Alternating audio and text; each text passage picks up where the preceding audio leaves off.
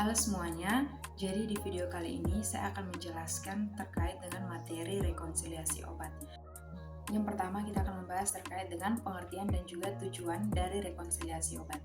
Nah, menurut Permenkes nomor 72 tahun 2016 tentang standar pelayanan kefarmasian di rumah sakit, rekonsiliasi obat ini merupakan proses membandingkan instruksi pengobatan dengan obat yang telah didapat oleh pasien. Nah, tujuan dari rekonsiliasi obat yang pertama, agar pasien mendapatkan informasi yang akurat tentang obat yang digunakan. Kemudian kedua, ketidaksesuaian instruksi dokter terkait dengan pengobatan yang tidak terdokumentasi ini dapat diidentifikasi. Kemudian yang ketiga, ketidaksesuaian instruksi dokter terkait dengan resep yang tidak terbaca akan diidentifikasi. Dan yang keempat, kesalahan penggunaan obat seperti kelalaian, duplikasi, salah obat, salah dosis, dan juga interaksi obat dapat dicegah. Kemudian manfaat dari rekonsiliasi obat yaitu untuk meningkatkan keselamatan pasien, mencegah terjadinya medication error, mengurangi resiko efek samping, menjamin kesinambungan terapi, serta mengoptimalkan hasil terapi. Nah, kapan rekonsiliasi obat ini dilakukan?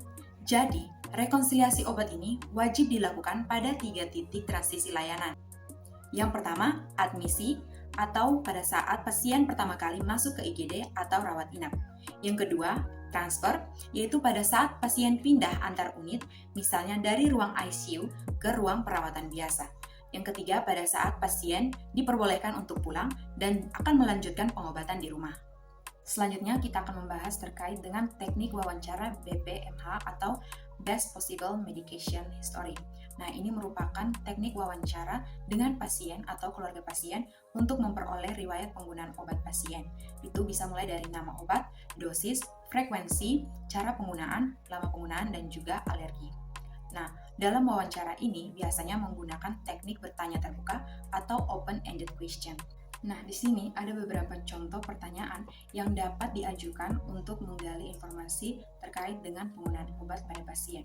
Misalnya, untuk menggali informasi terkait dengan obat resep, bisa ditanyakan dengan contoh, bisakah Ibu menjelaskan obat apa saja yang rutin Ibu konsumsi setiap harinya sebelum masuk ke rumah sakit?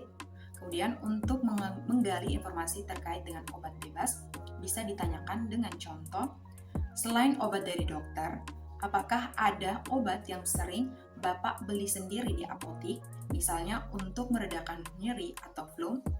Nah, kemudian untuk menggali terkait dengan penggunaan herbal dan suplemen, bisa ditanyakan dengan contoh, apakah Ibu sedang mengonsumsi jamu, vitamin, atau suplemen kesehatan tertentu dalam 1 bulan terakhir?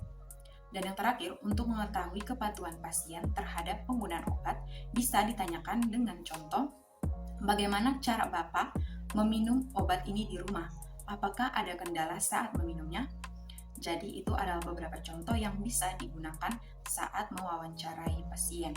Setelah melakukan wawancara, maka bisa dilanjutkan dengan analisis kesenjangan, yaitu proses untuk membandingkan obat yang biasa diminum pasien dengan obat yang baru diresepkan untuk menemukan perbedaan. Tujuannya untuk mencegah kesalahan pengobatan dan juga efek samping akibat perubahan terapi. Nah, analisis kesenjangan ini dibagi menjadi 2, yaitu analisis kesenjangan yang disengaja dan juga analisis kesenjangan yang tidak disengaja. Untuk analisis kesenjangan yang disengaja, ini merupakan perubahan terapi seperti penambahan, penghentian, atau penyesuaian dosis yang dilakukan oleh dokter dengan alasan klinis yang jelas dan juga terdokumentasi dalam rekam medis. Nah, contohnya ini, obat antihipertensi dihentikan karena tekanan darah yang terlalu rendah.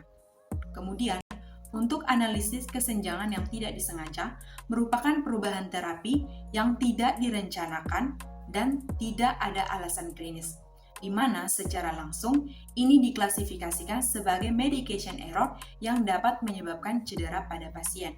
Misalnya, obat rutin pasien tidak diresepkan kembali. Kemudian, ada kesalahan penulisan dosis, duplikasi terapi, serta interaksi obat yang tidak diketahui. Jadi di sini ada contoh formulir rekonsiliasi obat pada saat admisi, di mana pada bagian atas formulir terdapat penggunaan obat sebelum admisi. Di situ ada terdapat 2 pilihan, yaitu ya dengan rincian sebagai berikut. jika pasien ini mengonsumsi obat sebelumnya, maka bisa dicentang pada kolom tersebut. Kemudian, tidak menggunakan obat sebelum admisi. Jika pasien ini tidak memiliki riwayat penggunaan obat, maka bisa dicentang pada kolom tersebut. Nah, bagian ini untuk memastikan apakah pasien membawa atau menggunakan obat sebelum masuk ke rumah sakit. Di yang kedua ada bagian tabel rekonsiliasi. Nah, tabel ini digunakan untuk mencatat dan membandingkan obat yang dikonsumsi pasien sebelum masuk rumah sakit dengan keputusan terapi dari dokter penanggung jawab. Di situ ada tabel-tabel yang berisikan nomor, nama obat, dosis, frekuensi, serta cara pemakaian. Dan ada kolom tindak lanjut oleh dokter penanggung jawab pelayan. Nah, bagian ini menunjukkan keputusan dokter setelah dilakukan perbandingan. Tertera, lanjut aturan pakai lama, maka obat diteruskan tanpa perubahan. Kemudian, lanjut aturan pakai berubah, di mana obat diteruskan tetapi dosis atau frekuensinya itu bisa berubah. Dan stop, di mana obat akan dihentikan. Kemudian, yang terakhir, di bagian bawah formulir terdapat tanggal atau jam di mana waktu pelaksanaan rekonsiliasi dan juga apoteker yang melakukan rekonsiliasi atas nama jelas dan juga tanda tangan. Nah, dengan contoh penulisan cara penulisan formulir, yaitu pada kolom nama obat bisa ditulis nama obatnya seperti amlodipin, kemudian dosisnya itu 5 mg dengan frekuensinya itu 1x1 dan cara pemakaiannya oral. Jika lanjut, maka dicentang pada kolom lanjut dengan aturan pakai lama. Kemudian untuk contoh obat yang kedua yaitu metformin 500 mg 2x1 diubah menjadi 3x1, maka dicentang pada kolom lanjut dengan aturan pakai berubah karena terdapat perubahan dosis. Kemudian dengan contoh ketiga, herbal dihentikan karena risiko interaksi, maka ditulis atau dicentang pada kolom stop karena terjadi risiko interaksi obat. Berikutnya ada komunikasi SBAR atau Situation, Background, Assessment, dan juga Recommendation. Nah, jika ditemukan kesenjangan tidak disengaja, maka apoteker harus melaporkan kepada dokter dengan menggunakan komunikasi ini, agar informasinya dapat tersampaikan secara efektif. Tujuan dari komunikasi ini yaitu untuk mencegah kesalahan pengobatan, serta dapat meningkatkan keselamatan pasien, terutama pada saat perpindahan pelayanan. Nah, yang pertama ini ada situation, yaitu menjelaskan kondisi atau masalah yang sedang terjadi saat ini secara singkat. Nah, contoh komunikasinya yaitu bisa digunakan, "Selamat siang dokter, saya apoteker Denizia melaporkan temuan ketidaksesuaian obat pada pasien Tuan B di Bangsal Anggrek." Nah, kemudian yang kedua ada background.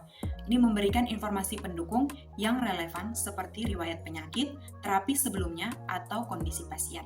Nah, contoh komunikasinya itu, Tuan B memiliki riwayat hipertensi kronis. Dari hasil wawancara, beliau rutin minum obat amlodipin 10 mg. Namun, pada instruksi obat rawat inap, amlodipin ini belum tercantum. Kemudian yang ketiga ada assessment. Ini menyampaikan hasil analisis atau pendapat profesional mengenai masalah tersebut, serta resiko yang dapat terjadi. Nah, contoh komunikasinya, saya khawatir tekanan darah pasien akan meningkat jika obat hipertensinya terputus selama perawatan. Kemudian yang terakhir ada recommendation. Nah, ini memberikan saran, tindakan, atau menanyakan keputusan yang perlu diambil oleh dokter. Nah, contoh komunikasinya, saran saya, apakah dokter berkenan memberikan atau meresepkan kembali amlodipin 10 mg untuk pasien, atau apakah ada instruksi lain? Sekian penjelasan dari saya mengenai rekonsiliasi obat. Semoga ini dapat bermanfaat. Terima kasih.